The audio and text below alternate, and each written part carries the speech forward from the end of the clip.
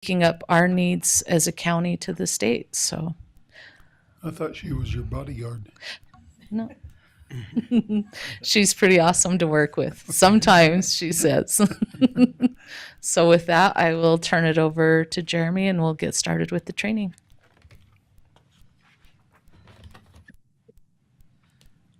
Thank you, Tammy. I appreciate the opportunity to be here. I hope you can all hear me. Yes. We can. But thank you for the opportunity. I wish I was there in person, but I'm up in Wasatch County, and I currently serve as the emergency manager for Wasatch County, and I'm employed by the sheriff's office up here. I've been in law enforcement for about 22 years, just kind of give you a little bit of background, and I've been the emergency manager and communications director for the last 6 years of my career.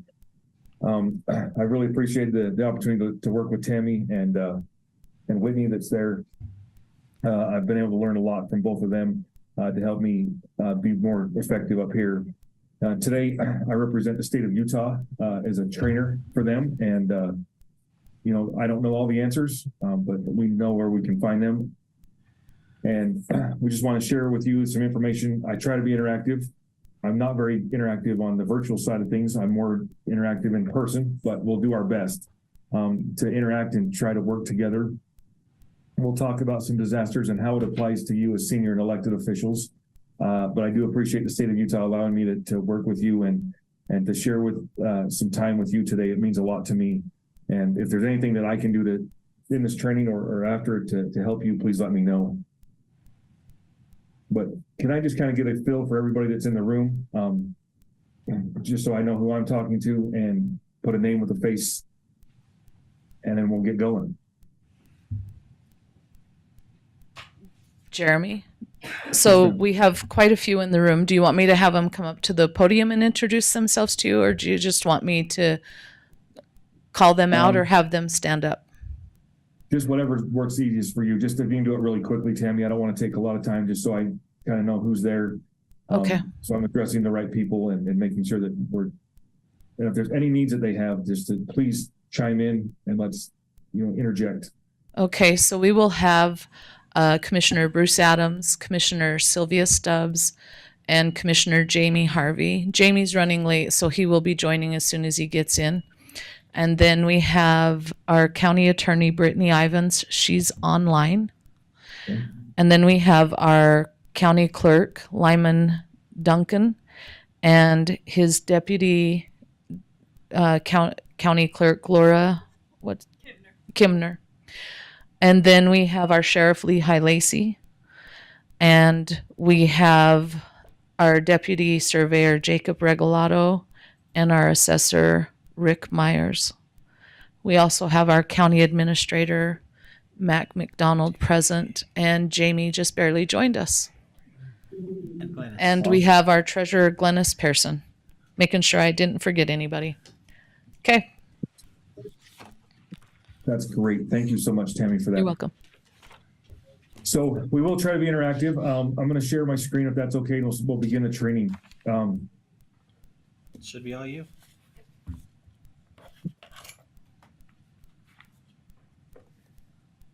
So I'm going to skip lesson 1 because that's just introductions and we just went through those really quickly. But we're going to talk about the National Incident Management System. In your view, what is the National Incident Management System? Do you have any thoughts on what that means? We use a lot of acronyms, but the National Incident Management System is called NIMS. But what are your thoughts? What is the National Incident Management System? You have an incident in your county, Tammy's going to take care of you.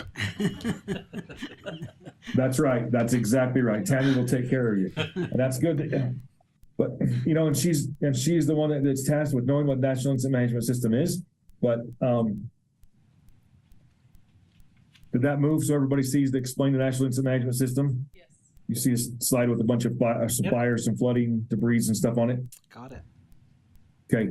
So, it is that, we have wildland fires, we have hurricanes, those things, flooding, the things that affect us are fires and flooding a lot there in our neck of the woods.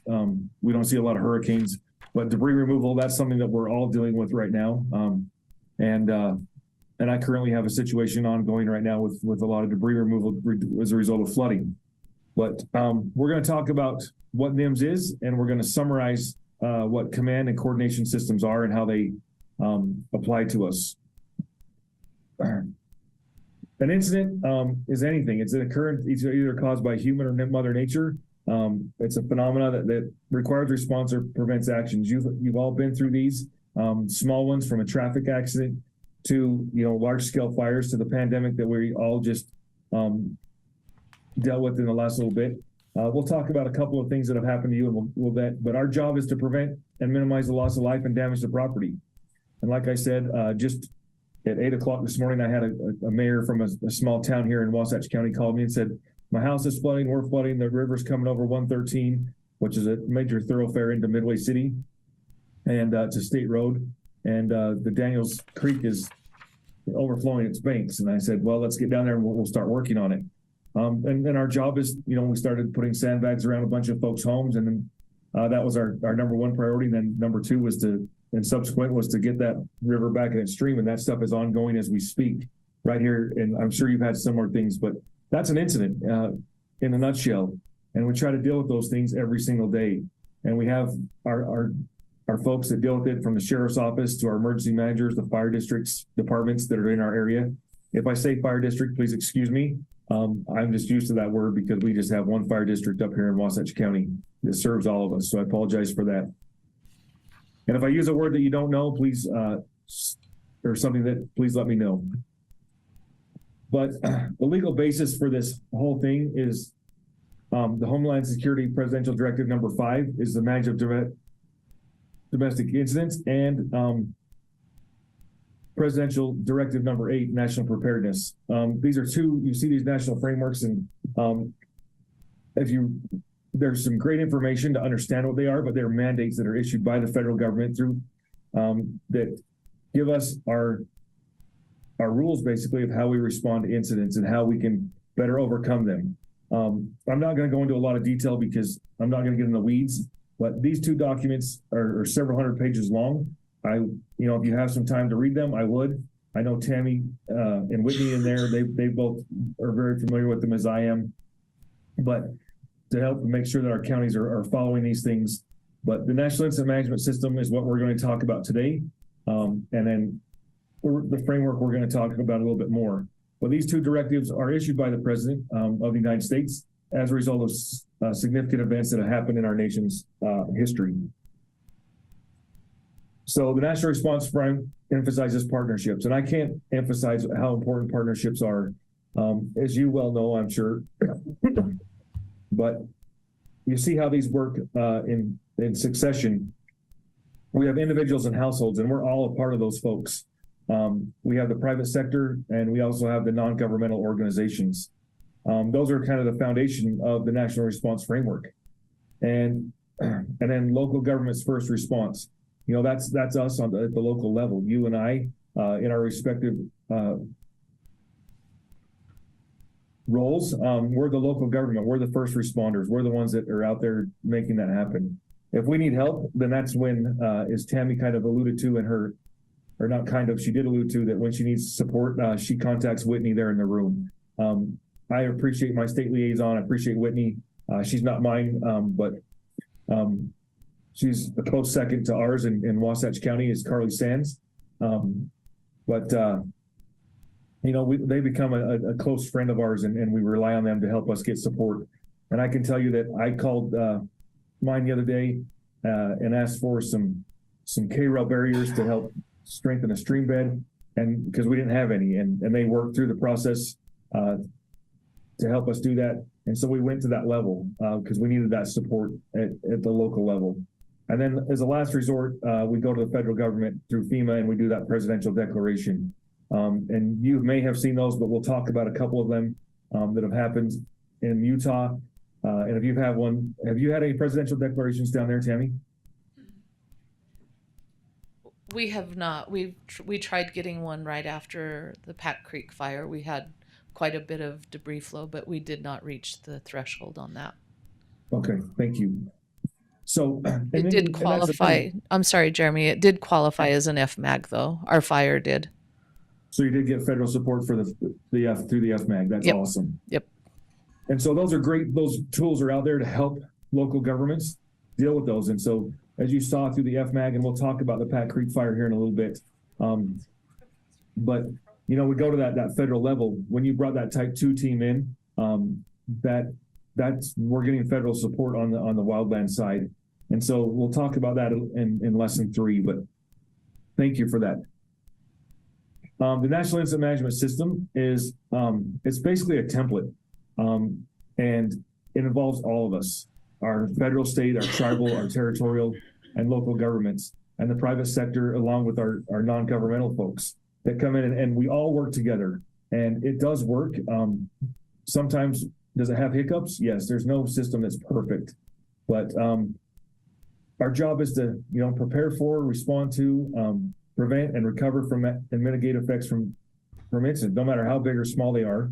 As Tammy spoke of the Pat Creek fire, you're probably still in the process of recovering from that incident, are you not? Yes. And you know what? And that's going to take years. I don't know how long it's going to take, but we had the Dollar Ridge fire that impacted us back in 2018, and we just closed out our emergency watershed protection grant in November of last year. And I just got the final notification. So it took us several years to do that.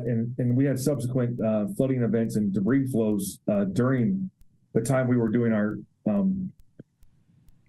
EWP, or Emergency Watershed Protection program. We had several of those. So, but the who, what, why, and how of this is basically we all work together to reduce the loss of life, property, and harm to the environment. We want to make sure that we have a consistent template to help us grow and to manage those incidents.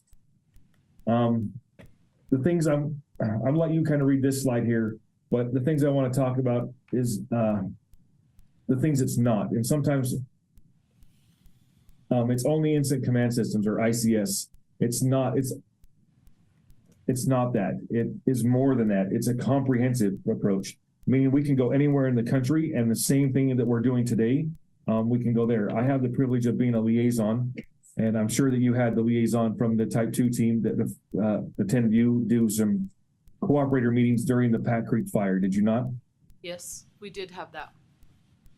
So that's my job. I'm on a Type 2 team for the Great Basin. I'm on Team 5, and it's our job to make sure that you as a local know what the team's doing, and we're a direct tie to you.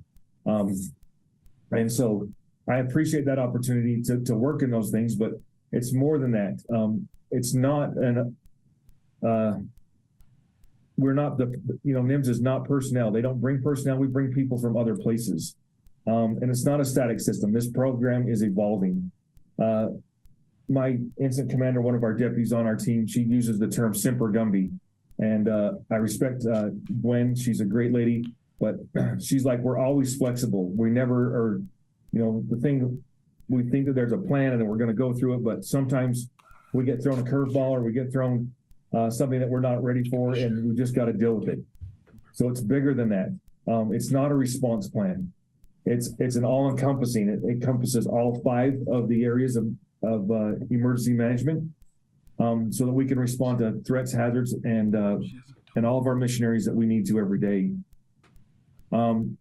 We don't use it just during large-scale incidents. When are some other times we could use it? Well, Jeremy, I'll speak for emergency management. We're using it in the upcoming eclipse event that we have in October. Okay. Awesome. Sheriff, when could you use it? Any accidents, active shooters, anything like that? Were you able to hear him? I heard him say traffic accidents, but I didn't hear the last one. Active shooter incidences. Awesome. So active shooter incidences and traffic accidents, those types of things, those are great things because we can use them, even on our day-to-day things. What about, Tammy talked about using it for your eclipse, your county celebrations. We use it for that. We're actually using it for our graduation tomorrow at Wasatch High School. So we're using it for that resource there. It's not just a resource ordering system. It's a coordination among different jurisdictions. So as I spoke of earlier, we're pulling resources from everywhere. If you need something that we have in Wasatch County, then you can request that. And this is something that Tammy's been very involved in, and I've appreciated learning from her. But with our Web EOC program, we get all of our information in there, and each county gets their resources in there. If you need something that we have, I know that on occasions we've sent our boat. We have a side scan sonar boat to help out counties throughout the state and adjoining states to go in and assist people in looking for folks that have drowned in the rivers and lakes in our area. And so, we share those resources because not everybody has those things. And so it's much greater than that. And in our communications plan, something that we all need help with and is how we communicate and share our information management. That's what we're sharing each and every day. So these are the components of NIMS, and we're going to speak about the middle one today. But resource management, command and coordination, communications from management, but the ones we're going to talk about is the ICS system or incident command, the emergency operations center, or the acronym is EOC, MACs or multi-agency coordination groups, and the joint information systems or JISs. And so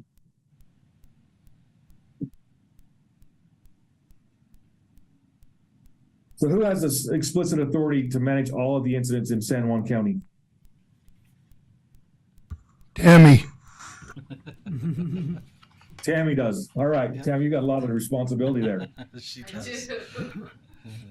It's you. It's all of you in that room that have that explicit authority. All disasters start and end local, and you have that regulatory and delegated authority to take care of that situation. And you've seen that with the Pat Creek fire, the pandemic, and those types of things. Yeah, there were things that came in there, but through state statute and that you have that authority to handle that and resolve that. The sheriff has a lot of responsibility. Sheriff Lacey does as his authority to manage some of those critical things that he spoke of as well. But you as an elected body, you control the funds, you control what resources come in, can you expend those funds and those types of things? And you have that authority through that. And it's a lot to put on your shoulders, but I appreciate and applaud you all for taking that, that step to make it a better place. But as I spoke of, multi-agency coordination, we are here to work together. And it doesn't matter what it is, but we act you're a policy level body. You don't have to do the boots on the ground work. You have trained professionals that do that for you. But it's like, who makes those decisions?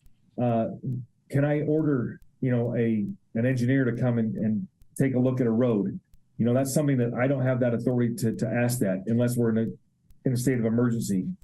But, because that's, we're talking about engineers, we're talking about impacting county roads, those things. Your public works director and those, they have certain things that they can, but you're a policy level body. You're the ones that dictate what the policies are. And then, that a MAC group also prioritizes and allocates resources. So in the big picture, I can use an example from the fire world. When we have multiple fires going on and we get into planning level 5, MAC groups become a big deal. And the Great Basin is part of the MAC group in the United States. But if we need a Type 1 helicopter, which is the largest helicopter, like a Chinook with the double blades on it, or a Black Hawk that has the capability to lift a lot of weight, those are very, very few across the nation. And so sometimes it depends on, what we write in our documents and stuff, but they prioritize those resources to come and help us. The Pat Creek fire, depending on where you sat, you could have had so many resources that were assigned to you as far as aircraft and all that stuff went through your incident commander. And I don't know what team was there, Tammy? It was, I think, the Uinta Basin team Okay. that came in. Type 2, yeah. You remember who the IC was? I don't. It's been 3 years now. It's been quite some time, but yeah, they came in about a week after the fire had started. So in order for them to deploy those resources, the incident commanders have a call every day at 9:00. And They talk about what resources they need, what resources they can let go, is there other higher priorities, but that's how that happens. And then we work with the elected officials and let them know that as well as we go through this. But as a team, we still work, and that's why you had those cooperator meetings, is that we want and we need your support. You guys run the incident. As I said earlier, you have the explicit authority to maintain and handle that. So we don't leave you out. A team should never leave the agency that we work for out. If they did, we haven't done our job effectively. But as we work together, we need to come and bring us back to the new normal, and that's our job. Emergency operations centers, you guys have one of those, I would suspect. We do. We have a physical EOC that's dedicated just as an EOC now. And so what are the things that you do there? And what are your roles there as elected officials? Tammy can't speak on this one. I'm not going to let her. She's holding back.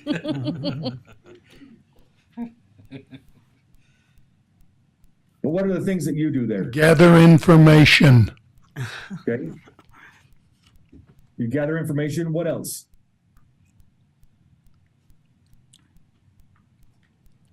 Do you give them direction, like, can we spend this kind of money, or can we, what about doing a closure? For the Pat Creek fire, Tammy shared with me that it took, who can order an evacuation?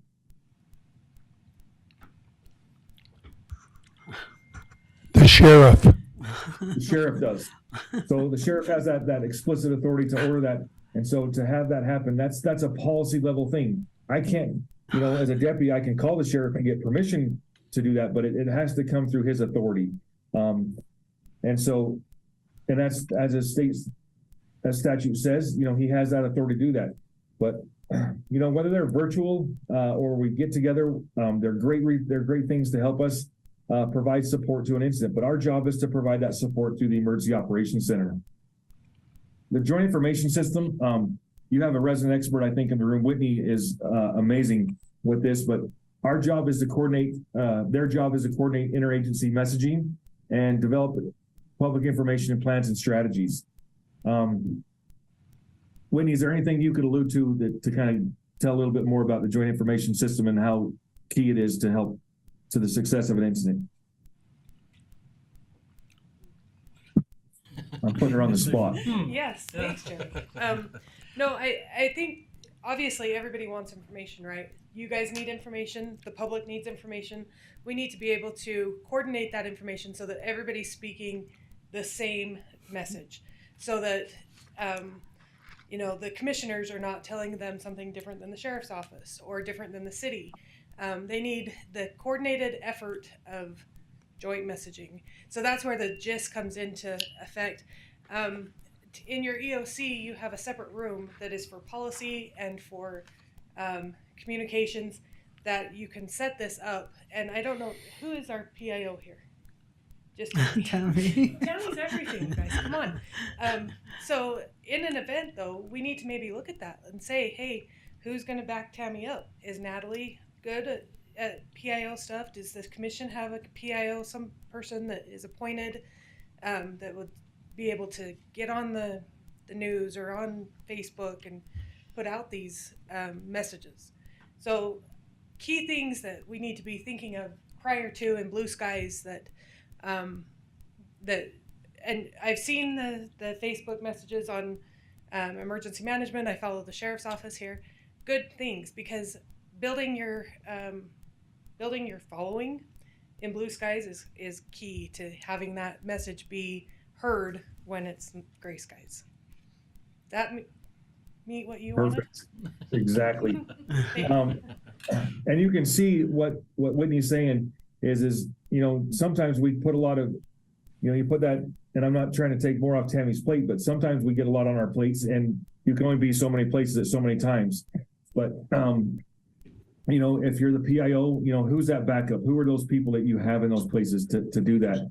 But the messaging is controlling that rumor mill and giving the message from you as the elected officials and from the incident that is, taking care of that. And I think Whitney did a phenomenal job in explaining it. So we're going to talk about ICS, kind of where I like to be. But this is a standardized approach, whether we're dealing with a fire, a structure fire, we're dealing with a car accident, a multi-car accident, or, we're dealing with a wildland fire, or a flooding event that's impacting a major thoroughfare through our community. But it provides a structure, and it was interesting, the mayor, when I talked to the mayor this morning of Charleston town, she goes, well, who's in charge, Jeremy? Now that you're leaving and you're going to do this training, who's in charge? And I said, well, you're ultimately in charge, mayor, but I'm going to delegate all the authority to our public works director, and he's going to take care of it. I'm not in charge. We'll help coordinate the resources and get the things there. And but you're the one that needs to message it, and kind of gave her some guidelines and things to help her from an operations standpoint. But then I put her and said, you need to kind of help get the policy and then worry about paying for things. That's where we roll in as ICS folks. And so I tried to help her understand, and I don't mean to be disrespectful, but I helped her understand as she's better used up helping me get resources to help a community member or to, and this is a really, really small community. I mean, it's 300 people. It's just a little town, but let's get sandbags there. We'll get some sandbags delivered. Can you help get organize some folks to come and help deliver or disperse those sandbags? And kind of helped her get away from the on-scene stuff.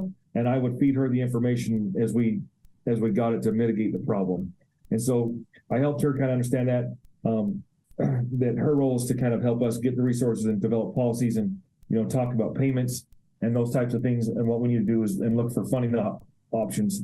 And she appreciated that. She called me back as I was walking in, she said, thanks for helping me understand where I need to be and what I need to do. And so it's, we need to coordinate those procedures, and help get personnel there and make sure that our citizens are taken care of. This is kind of a confusing slide, but the big thing that I want to show you here is the MAC groups on the right-hand side of this thing. They're working all together, but you have your liaison and they have that little gray area there. If we need more help, we can call those bigger groups. And so we can call our region, you'd work with Whitney there in the room, and she would work with her folks at State Division of Emergency Management. And if we have to get resources from other places, we can do that we have a process already in place to do that.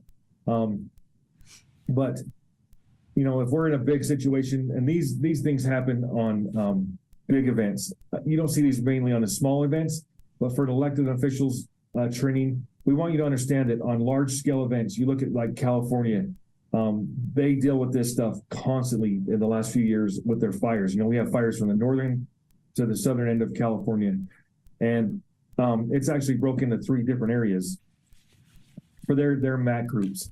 And so they're working together to combine their efforts and build relationships to coordinate resources to help them there. And then they're also sending out messages, as Whitney spoke about. They're sending out those messages that, from a state's perspective, that, hey, this is what we're needing, and we're pushing that message out to help people understand what the roles are, and like on evacuations. Evacuations are different for every city, but there's an overreaching picture that we can share out there to help them. So we're going to talk about an overview. Your job, your role, ensure the safety of the citizens and protection of their property. The state of Utah does a great job, and we have making sure that we have our private property rights, and I appreciate what they do. And that's our job, is to ensure that safety of them. Ensure the continuity of government. So it's like Whitney said, let's say something, and let's say Tammy is taking a break and she's out of the country. Who's her backup? The sheriff. Sheriff. No, the liaison from the state. No, the treasurer. Okay. So you have that I- person there. I have a deputy emergency manager that has Okay. been trained in all of the courses I have. So it would go to Natalie. So it would go to Natalie. Mhm. Now let's say that Natalie's not there, then who does it go to? Because I'm really going to push your buttons now. So Lehigh, the sheriff. It could be to the sheriff. And so when I leave, it goes to our undersheriff and then our public works director. Those are the ones that have this for me. But what happens if some of you are out? Who's your, who are those backups? Who backs up the sheriff? Has that explicit authority when the sheriff's out of town?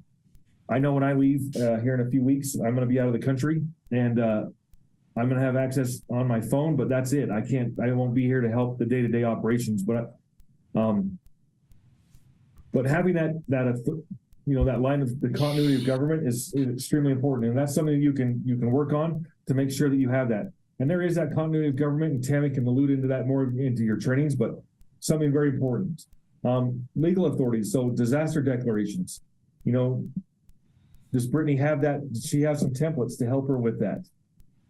For declarations and to share with all of you so that if you have to do a disaster declaration, which I'm sure she does because you've had a few declarations down there. But evacuations, what are some things that we can have in place for evacuations, some signage, some wording that we can have there. If we have to do a state of emergency or other proactive actions, there are things that we can have in place and start when we have the blue skies and the seas are somewhat calm. Who has the authority to delegate that incident? When we have those fires, those wildland fires, we delegate that fire to, from a local level, and then we delegate it to the state. Do you still have a role after you've delegated that fire in the state, an interest in that fire?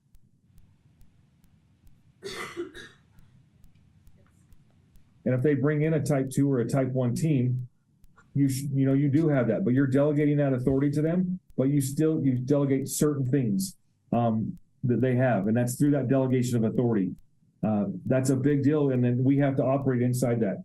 I have a whole bunch of them behind me from the fires I've been on. When I was in Salmon, Idaho, I was there for 28 days last year, and the 2 roles that I went up there, we had a delegation of authority, and it was 5 pages long. And it had explicit instructions of what I was supposed to do as my job as a liaison. And it was working with the town of Salmon and the county of Lemhi to make sure that they were all on board and ready to go. So, and making sure that I kept them up there. But that delegation of authority is very, very important. And so working with your key stakeholders, as all of you are together, what do you want that to say? Your public information officers to keep the public and the media informed. Coordinating with them and getting that information out there. Resolving any resource allocation conflicts. We've had those, and how do I get more of those resources, or how can I overcome that? That's something that you can work on your level through the parameters that we have. And then coordinating with other senior officials, your neighbors, your neighboring counties. I appreciate the relationships that we have with Utah Summit, Duchesne, those counties that are around us to work together. And I'm sure that you have those with Grand and up to the north, and having that support to come down and support you down in San Juan. And if you need us, we'll come as well. And then participating in a multi-coordination group. Again, this is on a large scale thing, but you have a say, and you need to know that you have a say. But these are the key things that you take away from this overview of this part of the lesson, are these 9 things here. Jeremy? So, yes. I'm just giving you a heads up. The 4th grade class is watching commission in action today, so they might Awesome. be walking through as you're presenting. So if there's a little disruption, that is what's going to happen. I can hear them out in the hall. 2nd grade class Is it also 2nd coming. grade Yeah. as well? So just keep presenting. Just know there might be a little bit of noise. That's just fine. Okay, thank you. Let's see, I'm going to keep going if you guys are all okay to keep going. Please keep going. If we need a break, let me know, but share the screen. I think we're good. It'll keep us on task. So Okay. good.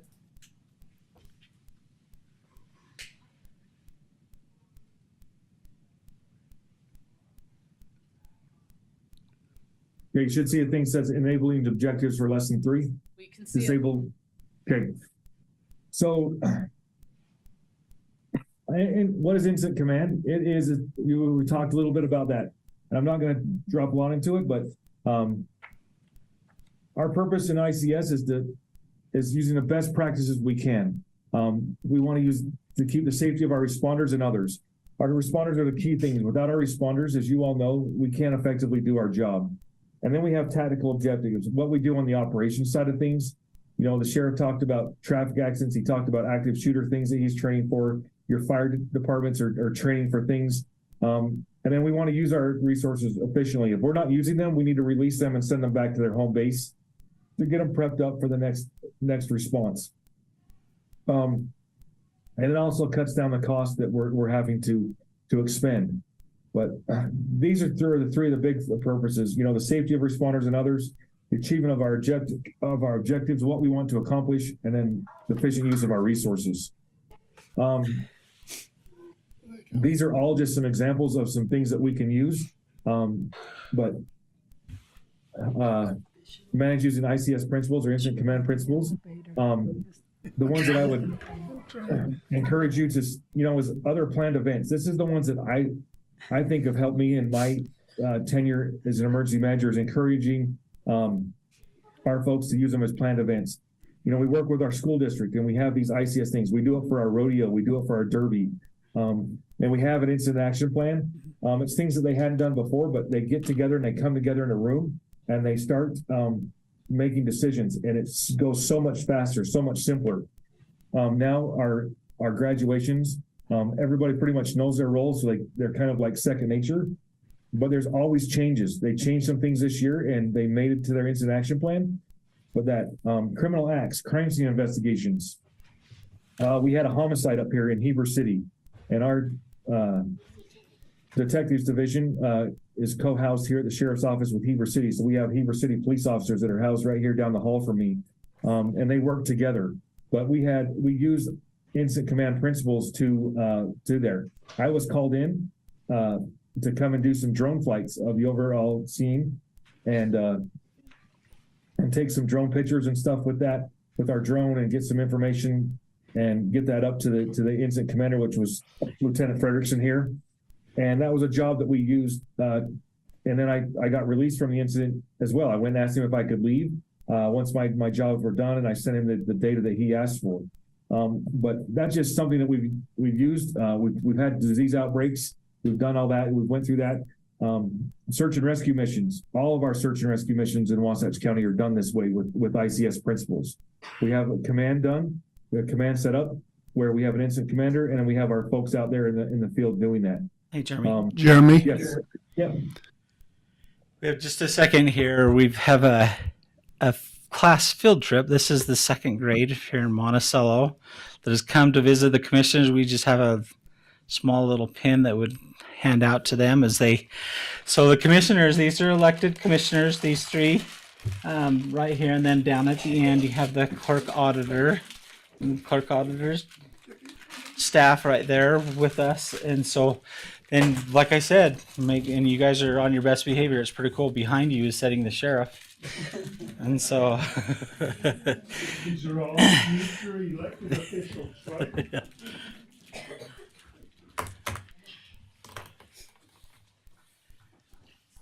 Once you get your pin, you guys can go ahead and we'll head out, and I'll meet you out in the hall. Sorry, Jeremy. Thanks for this. Take your time. Grab your pin.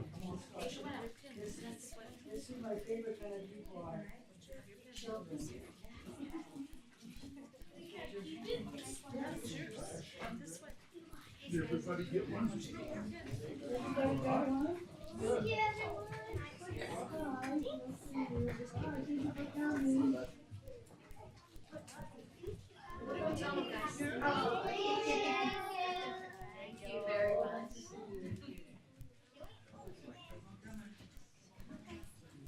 Okay, I think you can start back up again.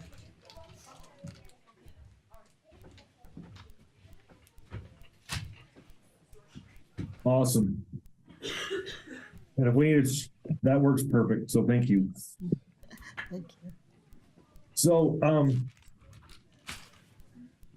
some of the benefits of using incident command principles, they're flexible. They can go from a single car accident to very rapidly growing things. When my team comes in and we go to a fire, we're 143 people that come out there and support a community that's experiencing this disaster, and we want to leave the best package. We want to leave it better than we found it by doing it.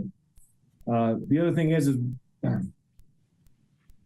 we can all work together. It doesn't matter where we come from. When we go to California, I've had the opportunity to take a few of the teams on emergency management assistance compact out to California, and we all speak the same language. Even though we're from a different state, we all work together and we all make a difference by taking care of their situation.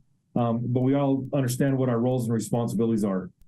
Logistical support, that's important because what we need to keep our folks out there on the ground working, whether we need to provide them with food or shelters, bathroom facilities, those types of things, and logistics, and then administrative support to keep our operational folks keeping going. And then the big thing is cost effective. We don't want to duplicate efforts.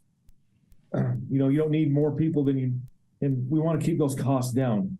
We know in the Pat Creek fire, it was several $1 million just for the fire efforts, let alone what the emergency watershed protection. I don't know how much those costs are, but they're probably in the tens of millions of dollars. I know Dollar Ridge, just the suppression efforts were $77 million. Central Utah Water had to redo a water treatment facility because of some flooding situations that took care of that occurred. They put a lot of turbidity in the water, which was contaminants, and they had to increase the filter station down in Duchesne County, and it was a $35 million project. So we're already well over $100 million in what the Duchesne project or the Dollar Ridge project was. And then our emergency watershed protection between Duchesne and Wasatch County was $12 million. And the thing that's kind of unique about this is the fire started in our county, and within an hour it was in Duchesne County. But we never left our partners there. And I can tell you that our county council, was very tied in with the commission of Duchesne County. And we worked together. But, we didn't duplicate resources. We joined together. We had strong relationships.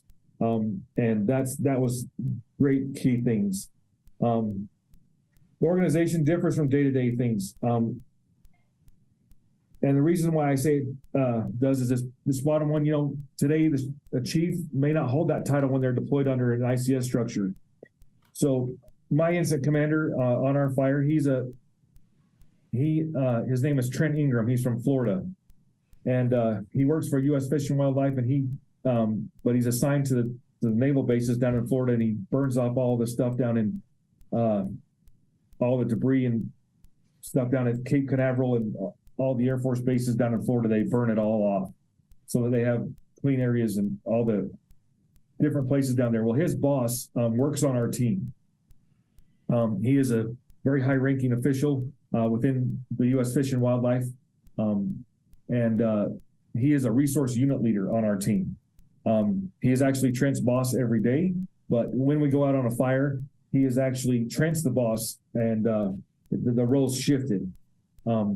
I still am a deputy sheriff, but when I leave, I'm not armed unless the county or the state allows me to do so. In their area, I don't carry it openly.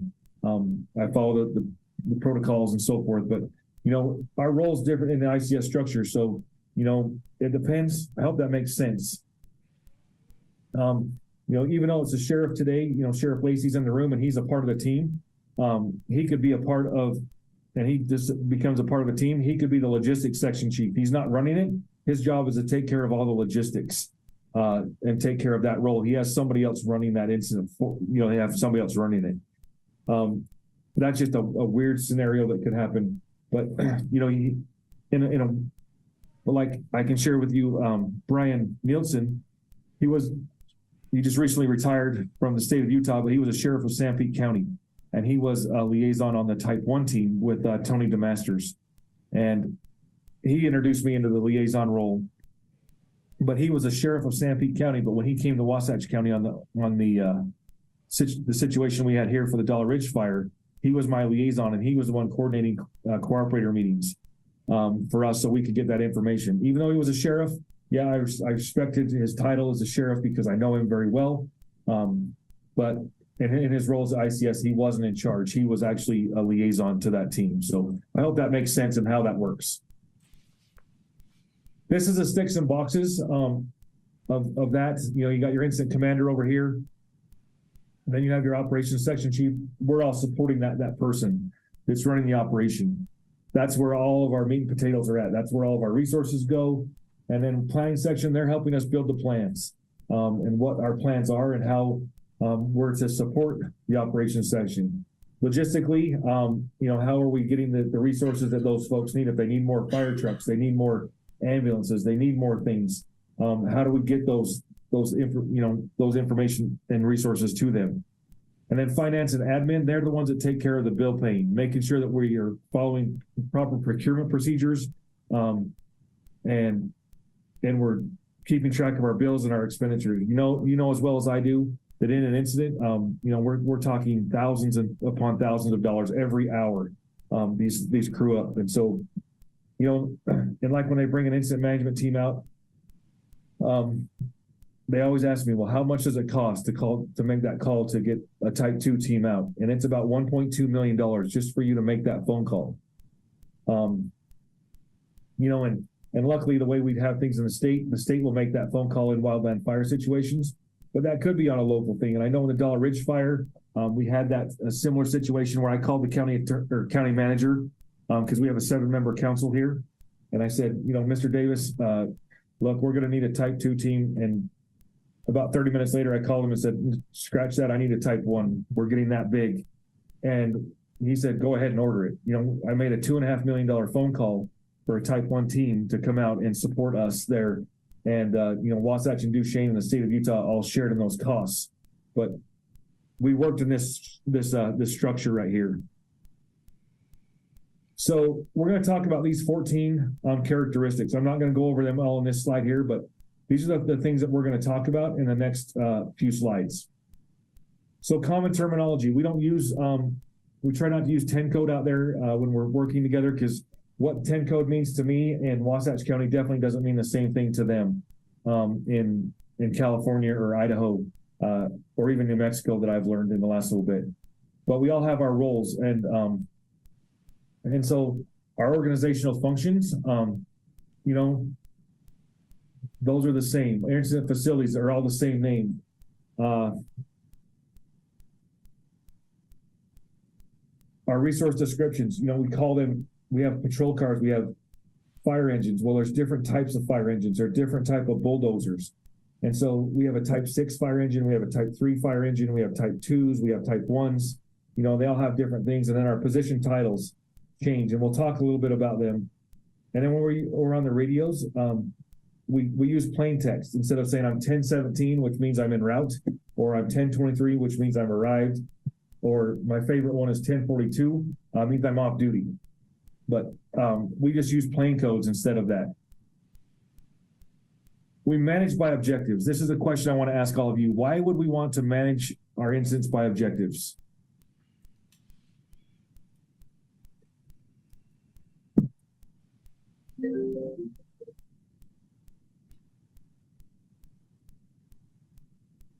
Say that again.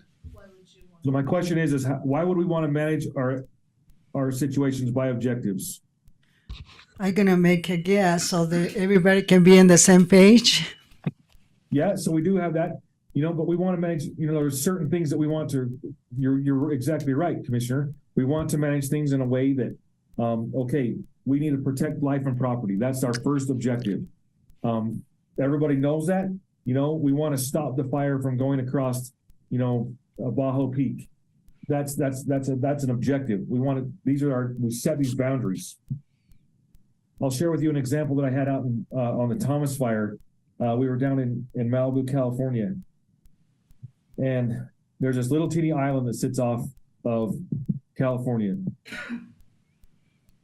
And they said, we want to stop the fire at the Pacific Ocean. Well, this little island that sits out there, it's out there, and why would they say that? Well, we were having needle casts going for 30 miles because we had the Santa Ana winds that were running 80 miles, and they did not want the hot needles, embers to go across the ocean to start on the island on fire. But we have these objectives and we manage them through that. And then all of us as responding units, we need to do those things. In an active shooter situation, we need to stop the dying. That's our job, is law enforcement. We need to stop the dying right now. We stop the killing first, but then our objective is to stop the dying. And that's when we bring our EMS folks in to help mitigate that. And then we take care of it, and then we do the investigation. But our first objective is to stop the killing, and then we stop the dying. And that's our objectives for an active shooter situation, because we do single officer entries now. But we have those resources, and we train, and we actively go through that. The next thing that we have is incident action planning. Can't tell you how important this is.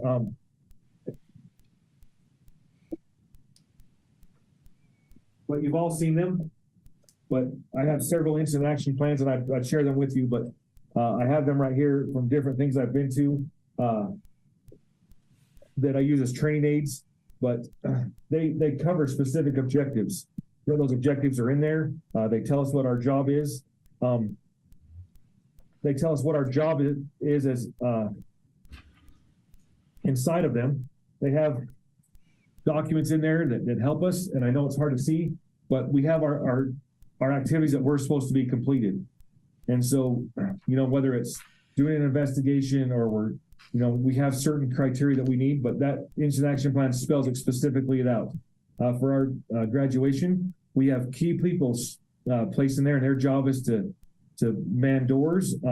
If we have to evacuate people in an active assailant situation, they're to open those doors, make sure that they function both mechanically and electronically. And then we also have our SWAT team that's stationed throughout the event, just in case we have something that's there that they're prepared and ready to go. But they're all spelled out. It talks about a specific time frame. This one here covers the day of October 24th, 2020. And it tells exactly what they're supposed to do that way. They can be oral or they can be written. It doesn't have to say one way or the other, but these are written instructions. We work with our legal teams to make sure that we talk about legal and policy considerations. So that's when, on a type 2 fire, such as the pack fire, that's when your liaison would work with you, and they got that information. They would solicit from you as commissioners and elected and appointed officials how to take that into play. But incident action plans are key pieces of documents that can help you. They are grammar requestable, but we do one for our parade, we do one for our rodeo, and they're just great things to help. But everybody knows they don't have to come and say, "Sheriff, what's my job?"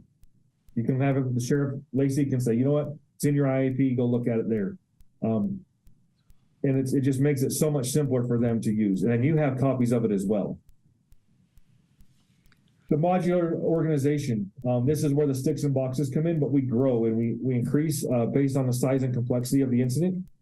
With the eclipse, I'm sure that your organization is going to be pretty substantial with the resources that you'll have down there. And I'm sure that Tammy's working on that.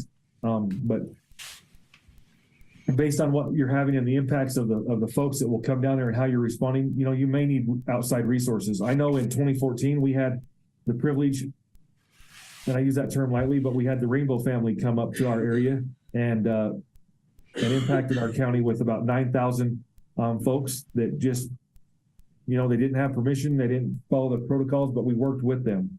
And we worked with our federal partners here with the United States Forest Service.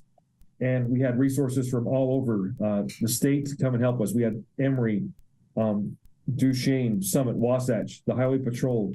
And I was in a law enforcement role then, but and not an emergency management role, but we had all those folks coming in to support us in the enforcement practices that we did there. But we also had help from the hospital. We had help from our public roads and public works department. Those things, and our organization was pretty big. But those are just some things of, we have it built, and depending on the complexity of the incident, we want to make it grow. each element has to have a person in charge. So they have somebody that they report to. If I was like when I was assigned to the rainbow gathering, I had a week that I was assigned, and I was a supervisor up on the scene at the actual rainbow gathering site. And I had a colleague that was there as well from the Forest Service, and so we worked together to do our responses and our law enforcement interventions that we worked on up there. And if we had a medical situation, then our medical partner, once they arrived on scene, would work with us, and we would kind of handle an incident within an incident up there. But we all had our folks didn't have to come back down to the valley floor. They knew that they reported to one of us up there on the hillside. And so, you know, we didn't fill every position in there. We didn't have a finance section completely until well into the incident, but that was handled by the incident commander, the sheriff, and the gentleman from the Forest Service. They kind of handled the finances day to day, and our county manager. And then later on, we brought one in, but you know, we managed them by objectives, and we made it grow to support our needs. So we have, you know, how many resources can we manage? The guideline is 1 to 5, but the actual ratio varies. You know, if I'm on a traffic control thing and I'm out trying to manage traffic, as the supervisor out there managing the traffic control during your parade, I could probably manage, you know, the entire parade route. At least in Heber, it takes one person. They can take it. We have the 18 control points to manage our parade here in Wasatch County for our fair days, and we have one person over that. Typically, it's 1 to 5, but FEMA and everybody saw that was overkill. So depending on what they're doing, you know, on the criminal stuff, you know, we had one supervisor with 3 detectives working underneath him on our homicide, and we had 3 teams working on that, and they were all doing different things to help on our homicide. So it all depends on what you need. On a hazardous material, it would be 1 to 5, 1 to 1 sometimes, you know, taking care of a major hazardous material incident with people in the big level A suits that, you know, and they can only work for 20 minutes. So those are just some things to think about guidelines and ratios as far as the span of control. So that all depends on what your team feels comfortable with, but no, it's flexible, and, you know, what you can do to effectively manage it. The comprehensive resource management, you know, we need to maintain our accurate resources, you know, knowing what we have, how much we have, and when we need to order more. I hate to bring up the pandemic, but how many masks do you have, you know, face masks do you have down there in stock right now? A lot. Do you need some? I have 200,000. If you'd like some, I'd send them down to you. I think we're probably comparable. So you can see, but we know we have those resources there, and do we need some, or can we get rid of it? How many, you know, face shields do I have? Those type or gowns. You talk about those things, but, you know, how much fire hose do we have? You know, how much, from a sheriff's perspective, you know, does he have enough food and water for his search and rescue team to go for 24 to 48 hours out there without, you know, resources coming in? But comprehensive resource management, what you have out there, what teams are out there, you know, I don't know what teams he has on his team, but I'm sure he's got a, you know, a mounted team. He may have, you know, water teams, so forth. But do they have that? We have a snowmobile team up in Wasatch County because of the impact that we have here. And so that's the big thing of, you know, what can we do, and how do we get more resources in there if we need it? And how do we reimburse those resources? If something gets damaged, you know, who's responsible for that reimbursement? And so working together, we can kind of see how that, the management of resources is critical, because we need to make sure that we have a comprehensive guide on that and a thumb on it. We need to make sure that we know what's out there. So if we don't need it, we can release it and get it back. Our communications. Now, in your area, what do you guys just use VHF, or are you using both VHF and the 800 system? We have to use both. 800 is good, but it doesn't cover our whole county. Okay. And I'm not sure we see a time of not utilizing VHF just for responder safety. Okay. There are areas in this county that will never be covered by 800. Okay. And we have the same thing up here, but we're predominantly 800. But our VHF is our backup system now. We've been on it since 2001, but can you communicate on both pathways? Can you patch them together and communicate on both pathways, VHF and 800? Well, Whitney and I actually just took a tour of some of our problem spots, and we couldn't do a whole lot of patching. There were some definite blind spots on both VHF and 800. Okay. But overall, can they patch those? Can your dispatch center patch those resources, those 800 resources and VHF resources together? Yeah, And our and they dispatch is out of price, so they can do the patching. Yep. Okay, so that DPS site there can do that. Yes. So, and that's something that's awesome, because that goes right into what this slide is that interoperable communications process. You're working on it. Is it perfect? No, I don't think, as much as we love the radios, they're not perfect, but at least we can get that. This third bullet is something that I'm working on, trying to achieve integrated voice and data communications. We have pretty robust communications, but now I'm working on some satellite communications, and we're looking at employing Starlink to help our dispatch center that sits right next to me. But in the event we go down and we lose our power or our internet connection, but I have 3 coming in here, but we lose that dispatch center, we lose a lot of resources. And so for us, I'm looking at having Starlink come in and also having a cell tower on wheels, just a small one, to support this center just in case we go down. So having that integrated voice and data communications is something that we're working on here at Wasatch County. But we need to develop those systems today and test them. But it's, again, like Whitney said, the blue sky practicals that we do will help us when the cloudy skies come over. Yeah. So integrated communications, keep testing them, keep making them work. And I know you're working with your VHF partners and our 800 partners at Utah Communications Authority. I know it's not perfect, but I know that they're all working together to make it the best they can. And I appreciate the good work that's being done statewide so that we can communicate. Because it does make, we send our resources down, like our boat. We need to make sure that has communications if you need it down there. And the sheriff calls Sheriff Rigby and says, hey, we need that resource. Can you send it to us? You bet. We'll send it down. And we can talk to your search and rescue. We can talk to the sheriff and making sure that we have that capability, because that's key for us to work together. Very true. And just to give you a heads up, I think the 4th grade class is here. I can hear a rumble out in the hall. So I would keep going until we have chaos in the room. Okay, sounds great. You just tell me when, or just tell me to hush and I'll quit. Okay.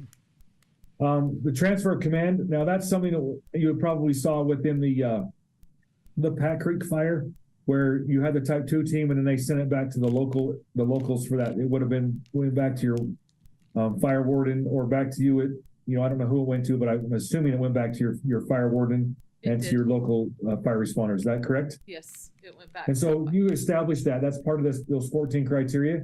Who's responsible and who makes that decision? So when we go from the Type 2 team down to a Type 3 or to a Type 5, we make those decisions and make those things happen. But we want to make sure that there's a protocol, that we do it over the radio and everybody knows who the incident commander is. That's the big thing to take from this slide. The next thing is chain of command and unity of command. The chain of command is the orderly, it's the order. Just like here, we have the commissioners, and then you're the top, and then everything reports, there. The sheriff is the top. He's got a chief deputy, his sergeants, lieutenants, not directly in that order, but, those people are that chain of command.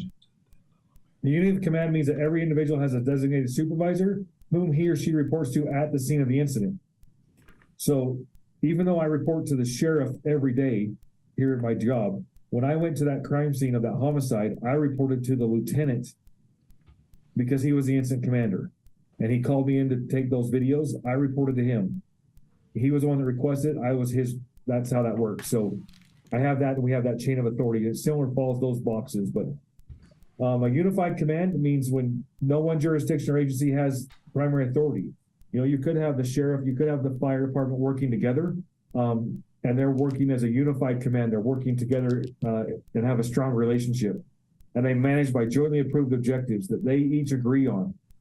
Because it's important that they agree on those objectives and making sure that they work through those together. It could be on any situation, but when you come out there, you work on them all together. Are your friends there? Yeah, they're here now. Okay, I'll hold on.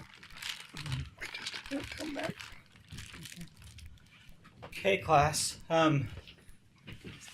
So up here you have the 3 commissioners that are elected commissioners that kind of help make all of the decisions in the county.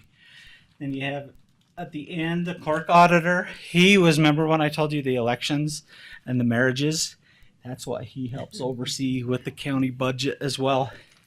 Then you have his staff right there, the clerk auditor that helps him. And so in the back, remember I told you the sheriff was here, and that's why you guys have to be quiet and pay attention. The sheriff is back there as well. And so along with the treasurer, the assessor, and the surveyor's office, kind of all those people here. And so they're, if you look up on the board, they're learning about how to handle situations in emergency. That's their training for today, because that's really important. Then they'll hand out a pin to you, and then we'll get on with the tour.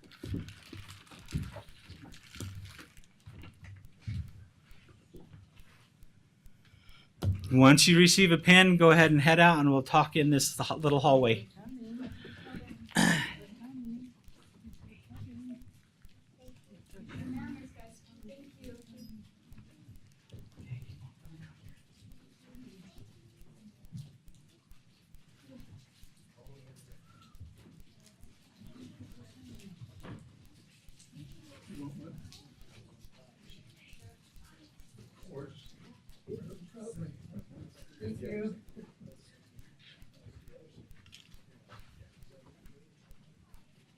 They have to be some commissioners among the second graders, you know? Future commissioners.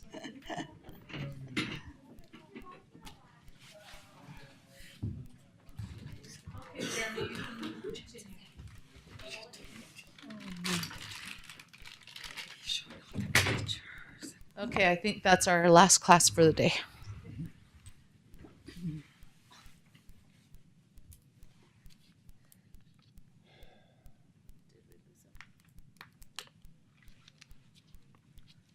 Did we lose you? I think we're ready. Jeremy? We lost him. Oh, Mac muted himself.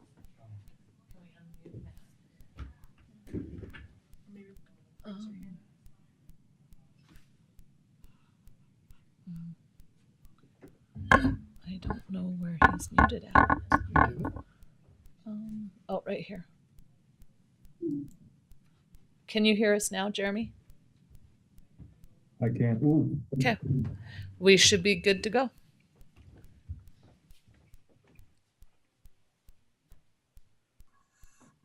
Oh. You're muted, Jeremy. There we go. Okay, can you hear me? Yep. Okay. We talked about unified command. Dispatch and deployment means we don't self-dispatch the incidents. You can see in this picture here, this is a picture of us at California. I put that in there. There were 9,000 of us at that fire in California. If we self-dispatched and then we all went to help somebody, you'll probably see that with your when you have the eclipse situation, you may have some resources. Just say, hey, you'll have volunteers just show up, and that's something that you'll have to be ready to deal with.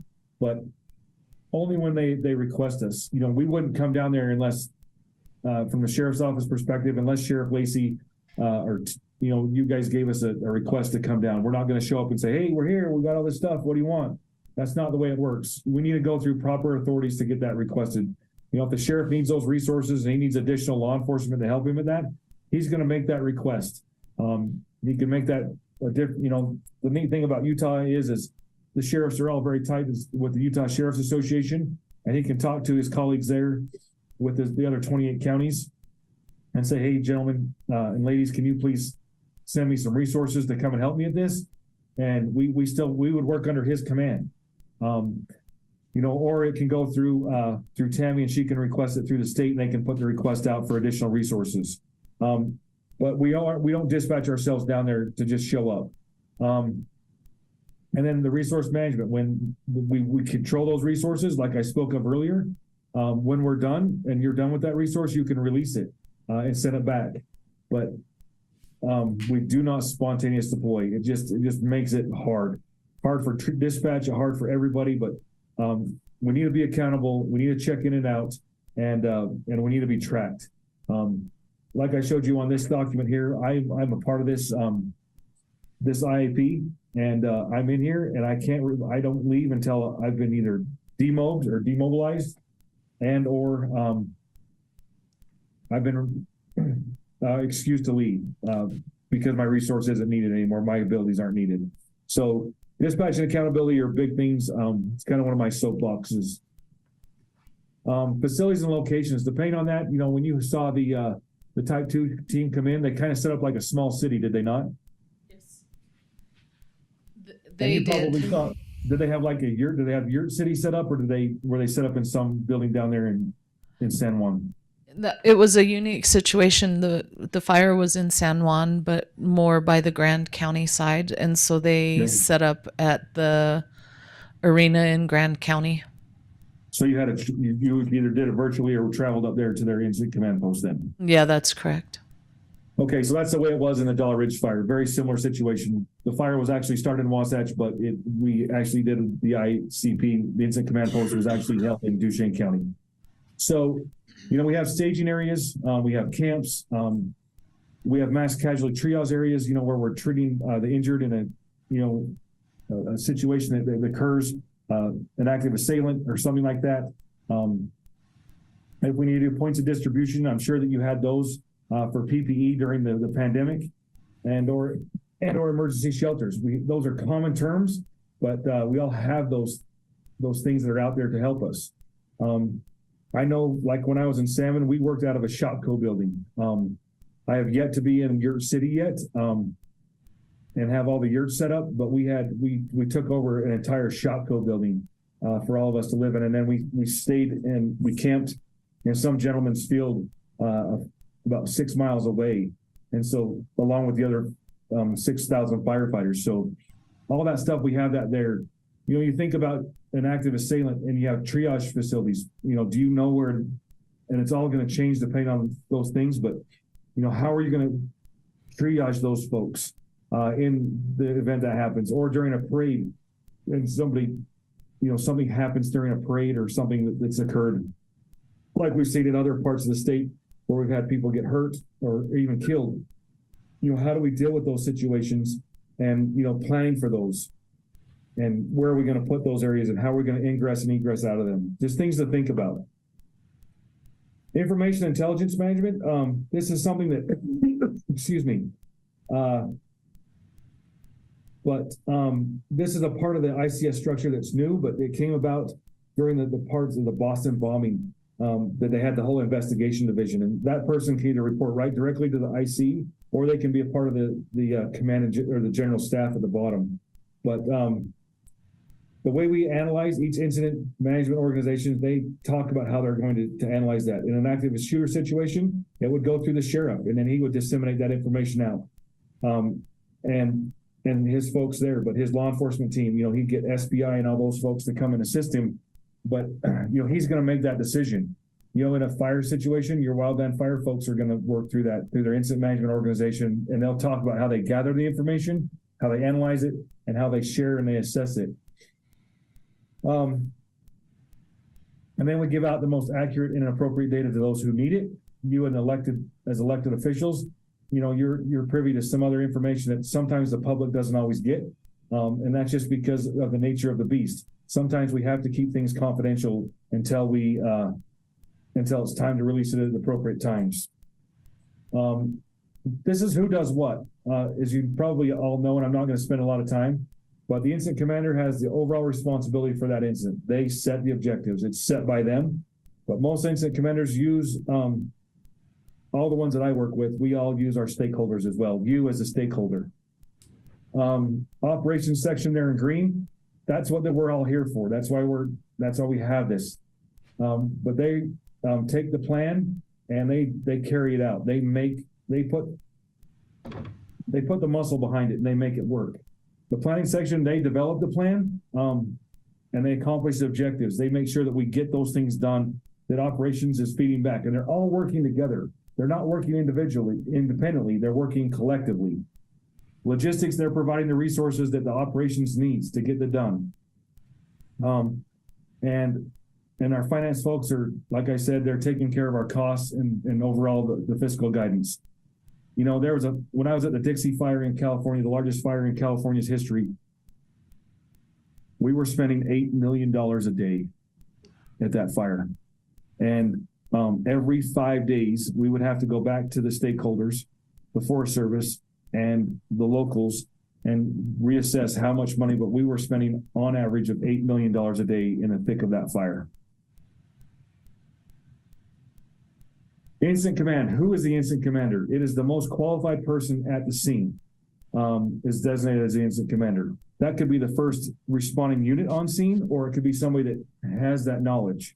And they're the ones that maintain command. It doesn't always have to be the elected official, and quite frankly, it shouldn't be. They have other things that they need to be managing and taking care of as related to policy, but it's somebody that's been through the training and has the experience and knowledge to take care of those situations. But that policymaker, that elected official, is giving directions and guidance through policy, but it's the most qualified person there. Their role is to oversee their overall leadership. They get that policy directions that I spoke of from you as senior officials in the room there.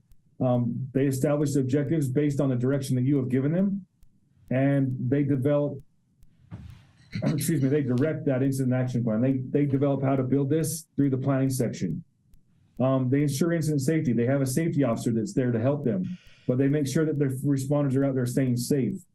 And I'm sure that you participated in the incident briefings there at 6 o'clock or 7, whenever they had them for the fire, but you probably always heard every day the safety officer get up and speak. So just to kind of tie something there, but they may have told you to slow down, be careful driving through, Monticello as you're passing through, or you're in those communities, because we need to be safe around them. They delegate authority to others to take care of their work. They make sure that there's coordination with you as the locals, that the EOC through their liaison officer, and they use their PIOs to work with the Joint Information Center, or the JIC. And they provide that information again through the liaison officer to internal and external stakeholders. Me as a liaison, I would talk to Tammy and to you as elected officials 3 or 4 times a day. When I talk to the sheriff in Lemhi County, I talk to him 5 or 6 times a day. And I still talk to him every month. Still this day, we just chit chat, but honestly, I chat with him 6 or 7 times a day. And I remember him coming to me and saying, Jeremy, please don't evacuate. Please keep it where you have to. And I remember the day we called him on my second roll that we had to evacuate part of the county of Lemhi, just north of Salmon, Idaho. We've done a lot of preparation talks, and other teams had done preparation talks with Sheriff Penter, but building those relationships is critical with those team members that are there. If they're not working for you, they're not doing their job effectively. And I can't say that enough. They need to work with you as elected officials. Your role in the incident command is delegate that authority to the on-scene operations. So you as the commission and elected officials there, delegate that authority. You provide policy guidance on priorities and objectives. You can say, hey, we know this is a priority in this area. We need to focus on this. Just like today, yes, we had the water coming out of the banks of the Daniels Creek. Was that the problem? Yes. But the bigger priority was taking care of the people's homes and sandbagging them while we worked on shoring up the bank and making it better. Overall, we have to give that guidance to those folks and make those objectives out there. You activate specific legal authorities. When you go into a disaster declaration, you open up certain legal authorities that are out there, and other people have the ability to do that, to do certain things within those jurisdictions, within your jurisdiction, excuse me, to oversee and do that. And you give those legal authorities to them in the times of disaster only. Day to day, they don't have those authorities, but in a disaster, maybe they do.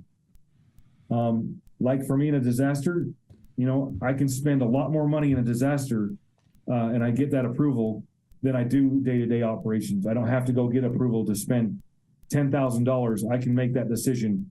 If it falls within that requirement, I can make that today. You know, and let my stakeholders know. So that's just one thing. That's just something that you could, as an example. You oversee the coordination and command and support through the EOC. And so working with Tammy at the EOC as the director, she is the emergency operation. She's coordinating between you and the incident commander and sharing that information out to the folks in the field. The delegation of authority, this is where you really come into play. You know, when you delegate this, it may be in writing, and I would encourage you to always have them in writing, unless it's like super emergent, and then you do it verbally, but get it in writing as soon as possible. And working with your county attorney, I'm sure Brittany has that documents already pre-prepared that she can just, as a template, and put in the critical information. But, you know, plan for ongoing incident evaluation. You know, the process of how you're going to communicate and how that it's going to happen and how we're going to do it. How we're going to take care of information management from the public. What are our priorities as an agency? What are the political implications that are going to happen? And sometimes there are those. And most oftentimes they're more significant than others. You know, what demographic issues are we going to have? How are we going to report this? Who has financial authority and who is a legal authority and their restrictions within that? So as your delegation of authority, this is one of the key things that I think you as elected officials have a role in playing, is making sure that you delegate that to that group coming in to support you. Any questions on delegations of authority? I don't think they have one Crickets. Okay, crickets are good, I guess. Yeah. So just a summary, you know, they manage the incidents as the incident commander, and they keep the EOC and you as stakeholders, they keep you informed. The joint information system that Whitney so well described is they make sure that there's communication between the incident personnel, and they're obviously getting information disseminated. You as the MAT group or the senior officials, you give the authority, you give the mission and strategic direction, and you provide policy. So those are the big things. The EOC director, that's Tammy's job. She provides resources. She works through that to make sure that she's working with the incident commander and you as stakeholders to have that happen. She plans for resource requirements and gives good situational awareness. I follow your page. She gave me a SIT report the other day that I appreciated. And great stuff that she does, and that she does to help support the community down there. And so that's some great things there. The command staff. So the incident commander has a command staff, and this is where those folks, but they provide information, public information. They also have a liaison and the safety and services of the incident command. These three individuals, we report directly to the incident commander. So me as a liaison officer here in the center, I am your tie right to the team. And so when you say you need something, I report to the incident commander, and we address the situation that you brought to our attention, and we work through that issue with you as the stakeholders. But you know, the safety officer oversees the safety, and the public information officer makes sure that we're giving information timely to your PIOs as well, and or to the community, whatever you see fit. I was in a fire in Rangeley, Colorado, and the sheriff came in and said, "You are not to disseminate any information without my approval." And so we did. We followed that. We followed that declaration of authority, and all of our public information. Once they drafted that document to go to the public, it went for his approval. Even though that was clearly marked in our delegation of authority that we had. And we worked with him. and made sure that we were giving out proper key information. And it was a very good partnership that we had. The general staff are the folks in the, these are the operations, planning, logistics, and finance section chiefs. Those are the people that organize that. This is a team. And so when we talk about type 1 or type 2 teams, this is what they consist of. But underneath all of these folks are many more sticks and boxes to support that. So you can see here, this is from over here on the bottom, the complexity increases and how many resources we need. We have a single car accident, we need an ambulance and a police officer and maybe a fire truck. The one on the top is the bombing of the Muir building. And the ICS structure that you see over there on the far right, the sticks and boxes in the blue, that is the actual sticks and boxes that they used for the response to the Muir building bombing. I have a question for you all. How many people, and you can use Google for this, how many injured were in the bombing at the Muir building?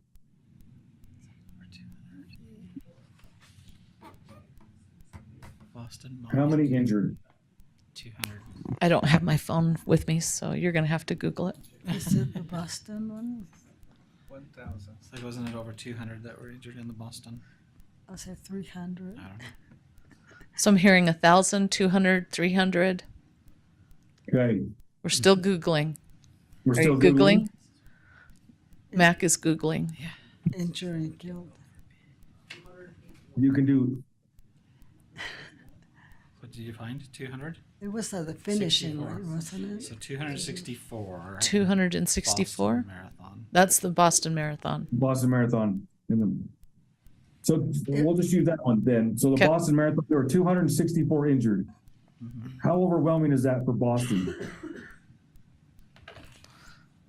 That was a lot to deal with. How overwhelming was that for Boston? Oh, super. Well, even for the country, that stopped a lot of marathon runners. I think you even still have that PTSD on the major marathons throughout the U.S. Exactly. And so you think about that from a logistical perspective, how many ambulances would they need for 264 people? A minimum of 264 mostly. Yeah. But do they have that many? No, they don't. How many ambulances do you have? We have 9 in Wasatch County. 8. And We so would be recruiting. You'd be recruiting from everywhere. And so Yeah. it's like you think about that, your incident complexity, you can see just how fast it goes. And it increases so quickly. So just some things to think about when you plan for your resources and you got this great one that you're working on coming up, and I bet you're working with your partners up in Idaho that had that similar eclipse situation happen up there when they had all those things, but very interesting things to think about. Sometimes we want to ask is how long things are going to ask. How long do they last? As you know, the Pat Creek fire, you're still impacted it today, even though the smoke's not in the air anymore, you're still dealing with it. How long do we need to be self-sufficient? How will you know when the incident's over? How do we do that? Those are incident timeframe things that we think about from an elected and senior official standpoint. I'm not going to do this for the sake of time because we only got about 20 more minutes, but I got to touch on a couple things. Unified command is you don't change your authority when you have unified command. You still have that. You still have your authority within there. Your legal authorities never will be compromised or neglected. You all have those same things, and that's very important to remember. Is that when we're in a unified command, whether it's a neighboring county or a neighboring state, where you join up, your legal authorities will never be compromised or should never be compromised or neglected. But you come up with a common set of objectives. You have a single incident action plan. You have a single command structure. You don't have everybody doing their own thing. You're working as this description on the right. You have agency 1, 2, and 3 working with the incident commander, who they designate, and they're delegating it out to their resources. There is no one commander. You are all working together as a unified command. And it's important that you work together and train together so that you can respond to those more effectively. Area command is much great, but that's when you have several incidents going across a geographical area. And the area commander is working with all the incident commanders to get the resources that they want. These are very complex situations. I've only been seeing these in California when I've worked there and in Oregon, but mainly in California, that's where I've had the opportunity to work in underneath an area command. But they have the North and South area command, and that's when they can manage like 35 incident commanders in each one of those. But they're very, very large and they help support it, but that's just kind of a quick definition. So we're going to hit these other ones really quickly. We're still good at 11 is when we need to be concluded, right? Yep. Yes, that's correct. Okay, 1 second.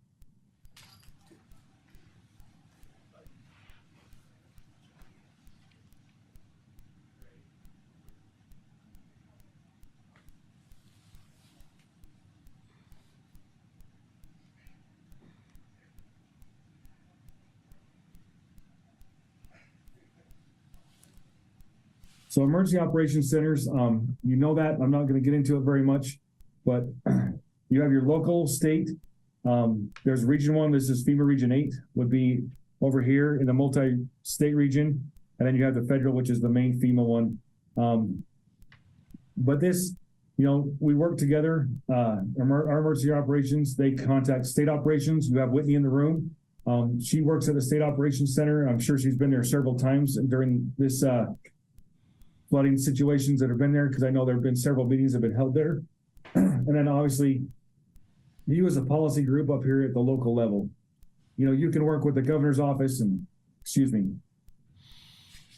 but overall, that's how they work in a very 60,000 foot level.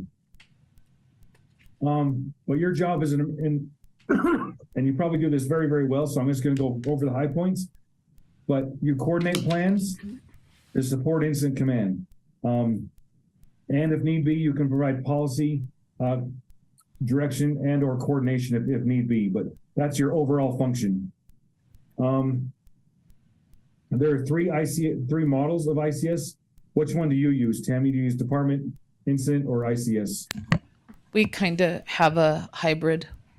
A hybrid? Yep. Okay. We do use the incident support model as well. So it's kind of a combination. Good. So we're transitioning to more of an ISM model, the incident support model. We've been ICS, but we're moving more towards the incident support module here and more of a virtual situation. So good. But benefits of the EOC, they help establish shared situational picture. They simplify the information. But they can also, the EOC, you know, you're probably still supporting, you think, well, it's closed now, but I'm sure that you're still supporting the PAC fire. You're still supporting the emergency watershed functions. You take care of that. You make sure that things are still happening. And if you need resources, they're helping you find those. If that incident commander needs more resources, you're out there trying to do that for them. They don't have to worry about it.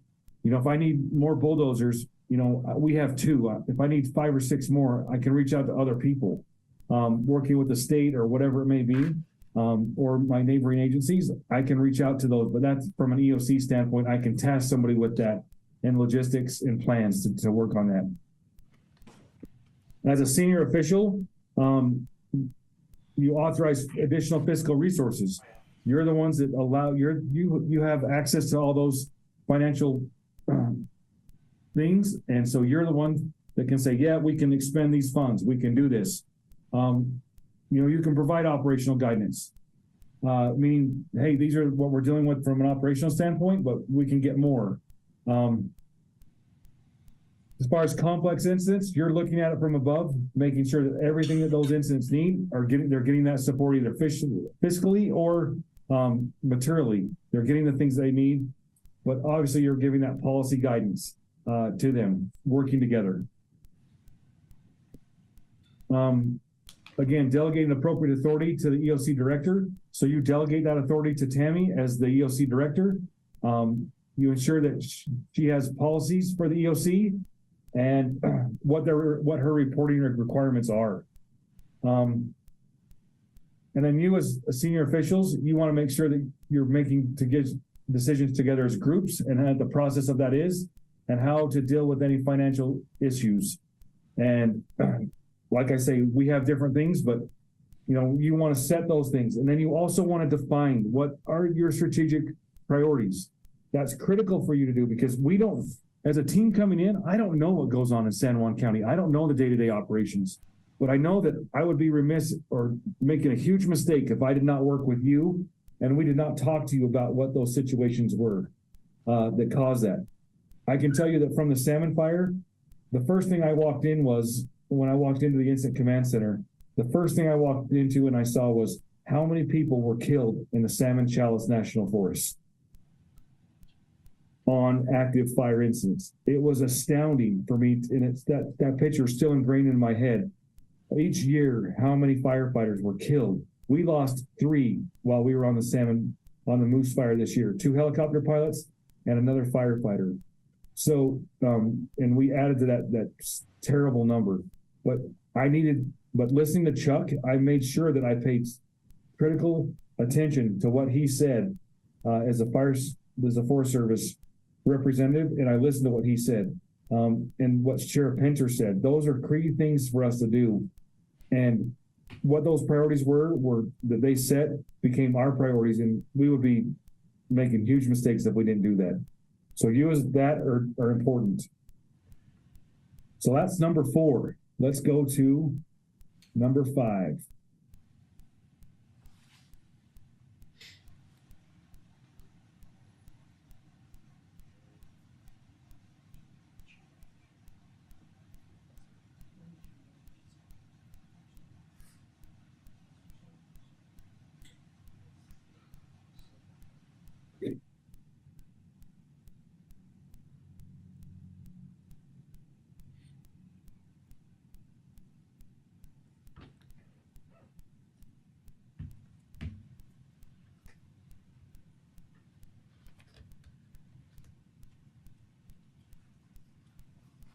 Okay, so you as stakeholders, you fall in to this category with MAC groups.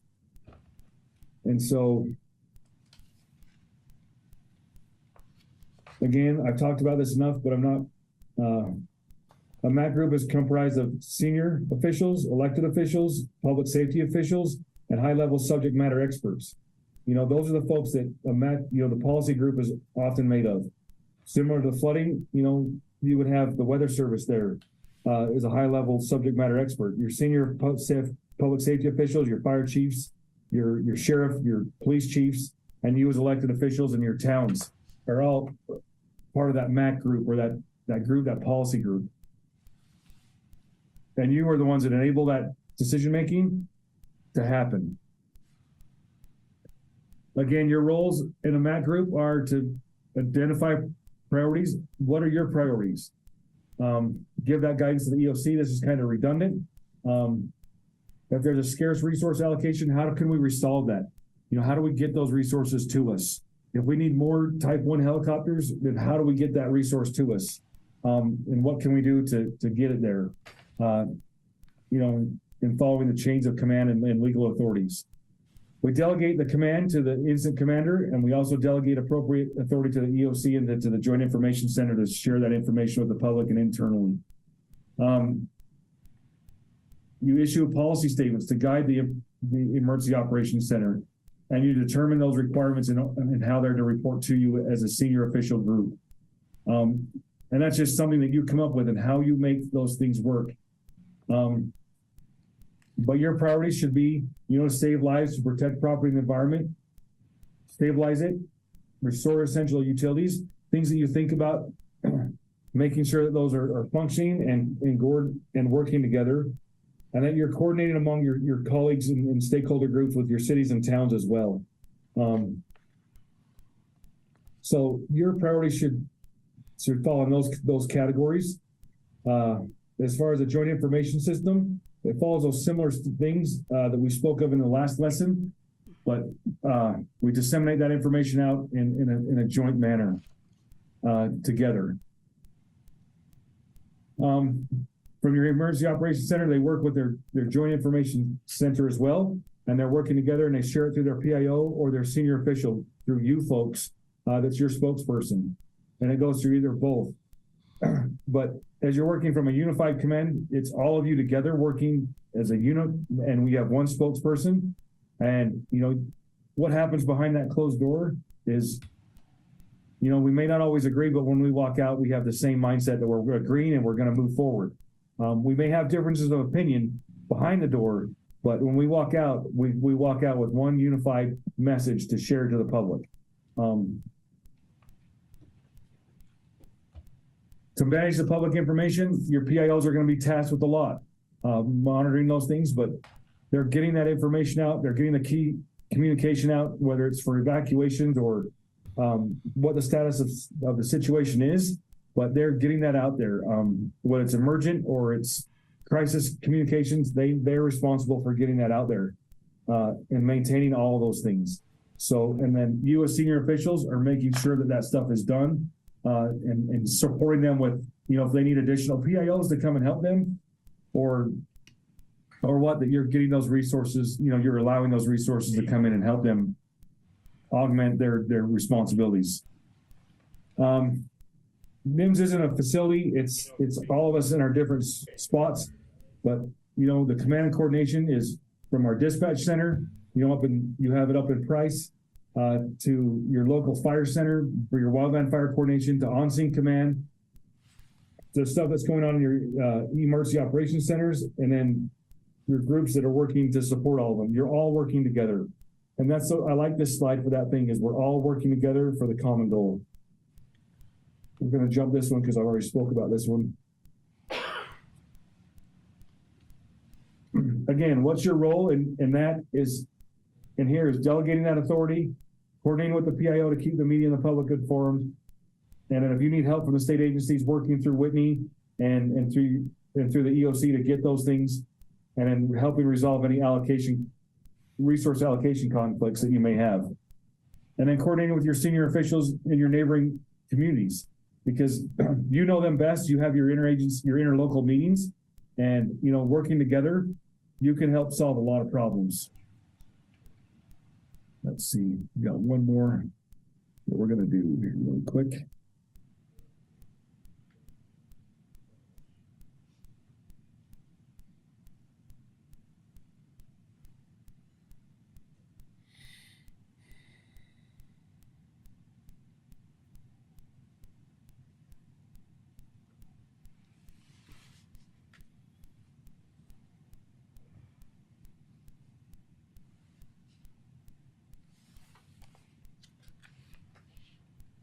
So this one talks about preparedness. This is where we get to work to make preparations in blue skies today.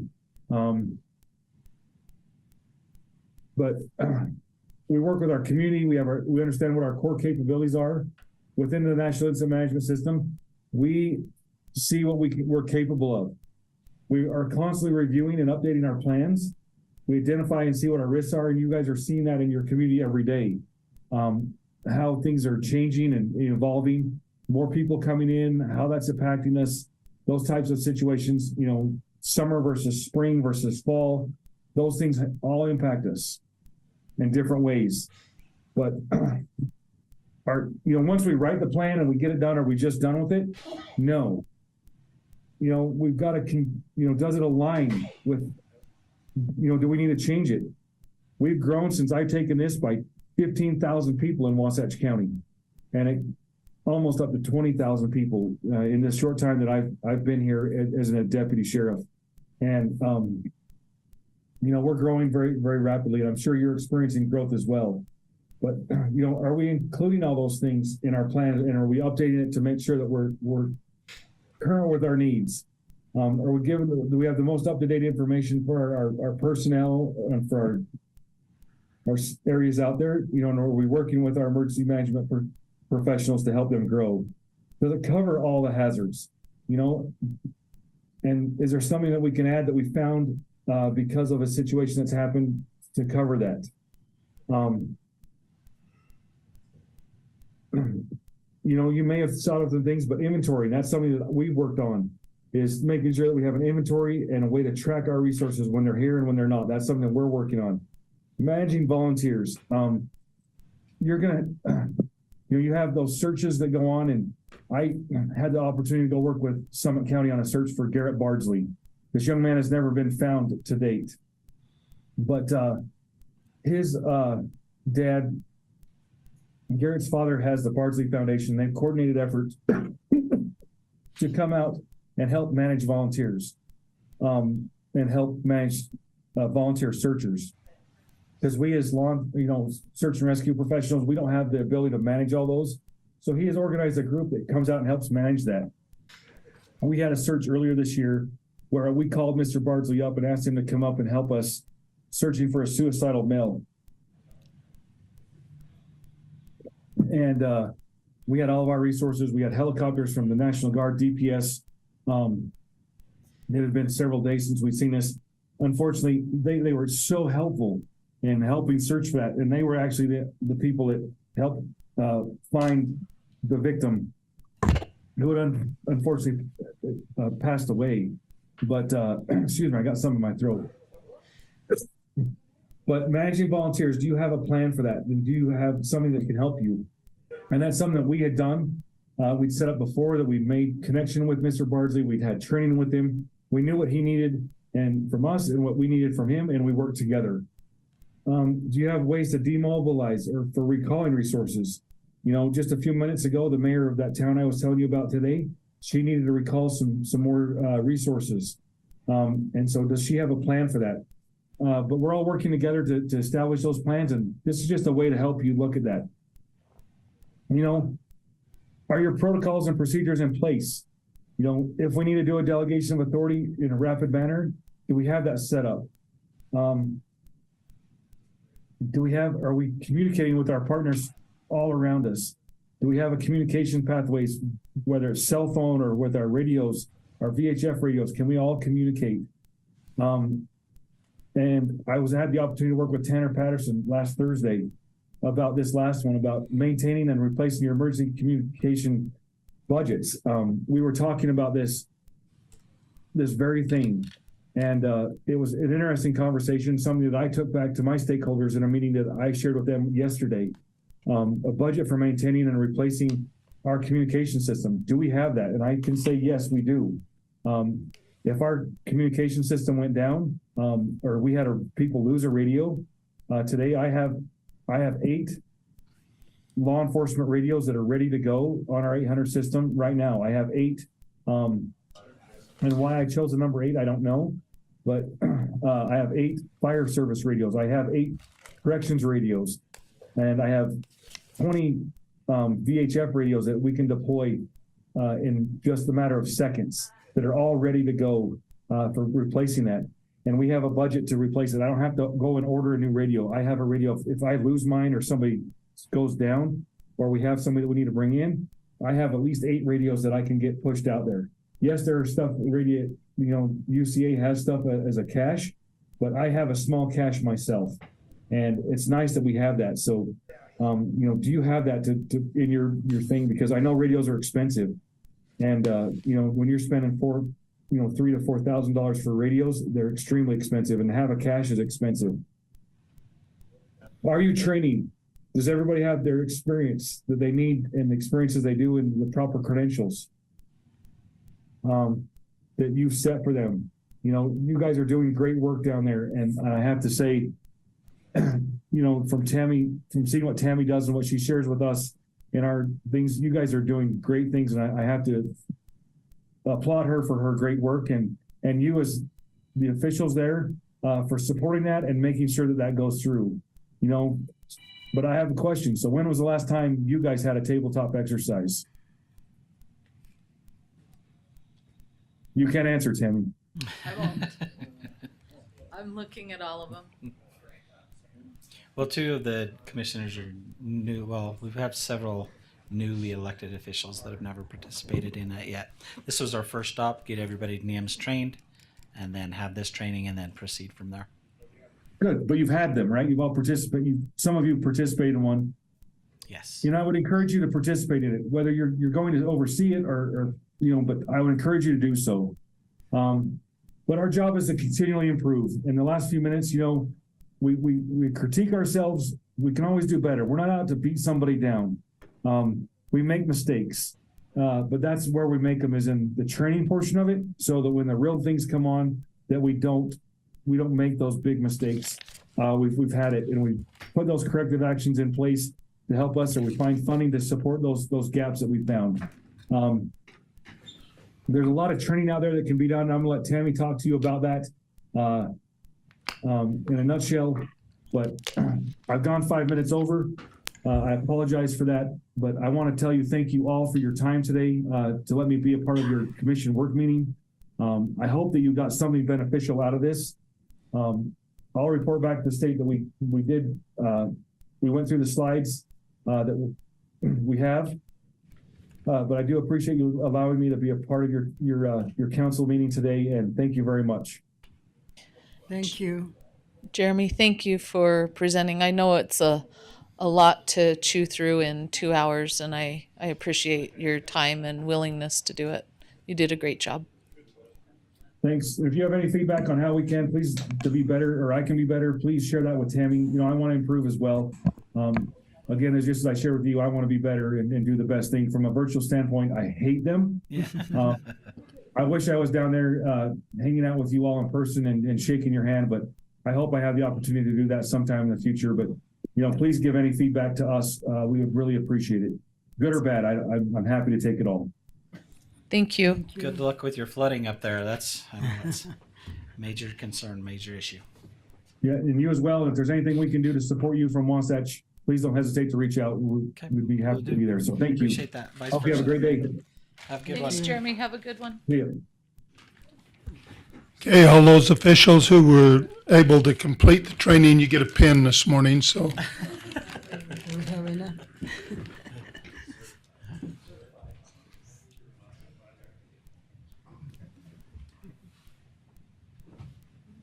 Let's see. Where's my calendar? Sure. Everything going good? Learning curve's almost over? No. Did you see this basket? It comes on Friday night. Totally. It comes in the internet. The minutes and everything? Like yesterday, I was thinking, why did I forget about the government? Well, I was going through, we have a computer, and when we come over here,